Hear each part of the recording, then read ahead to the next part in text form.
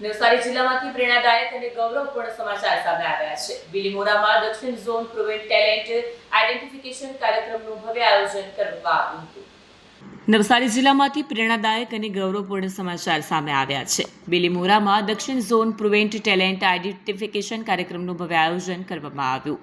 રમતગમત ક્ષેત્રે છુપાયેલી પ્રતિભાને બહાર લાવવા અને યુવાનોને રાષ્ટ્રીય સ્તરે આગળ વધારવાના હેતુથી આ કાર્યક્રમ યોજાયો હતો. ખાસ કરીને ગ્રામ્ય વિસ્તારોમાં રહેલા ટેલેન્ટને યોગ્ય મંચ આપવા માટે આ પહેલ મહત્વપૂર્ણ બની રહી છે. બિલીમોરાના BS પટેલ પ્રાઇમરી હાઈસ્કૂલ ખાતે સ્પોર્ટ ઓથોરિટી ઓફ ગુજરાત તથા રાજ્યના રમતગમત યુવા અને સાંસ્કૃતિક પ્રવૃત્તિઓ વિભાગના સહયોગથી કાર્યક્રમ યોજાયો હતો.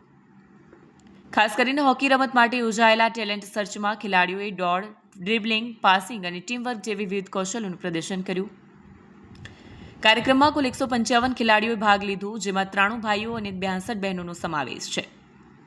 અનુભવી કોચ અને નિષ્ણાંત અધિકારીઓ દ્વારા ખેલાડીઓનું મૂલ્યાંકન કરવામાં આવ્યું, જેમાં ફિટનેસ, ટેકનિક અને ગેમ સેન્સ પર ખાસ ધ્યાન આપવામાં આવ્યું. આ કાર્યક્રમનો મુખ્ય હેતુ માત્ર ટેલેન્ટ શોધવાનો નથી, પરંતુ તેમને યોગ્ય તાલીમ, માર્ગદર્શન અને આગળ વધવાની તક પૂરી પાડવાનું છે. આ પ્રકારની પહેલ યુવાનોમાં રમત પ્રત્યેનો ઉત્સાહ વધારવામાં મહત્વપૂર્ણ સાબિત થઈ રહી છે. આશા વ્યક્ત કરવામાં આવી રહી છે કે આજના આ યુવા ખેલાડીઓ ભવિષ્યમાં દેશના પ્રતિષ્ઠિત ખેલાડીઓ તરીકે ઉભરી આવશે.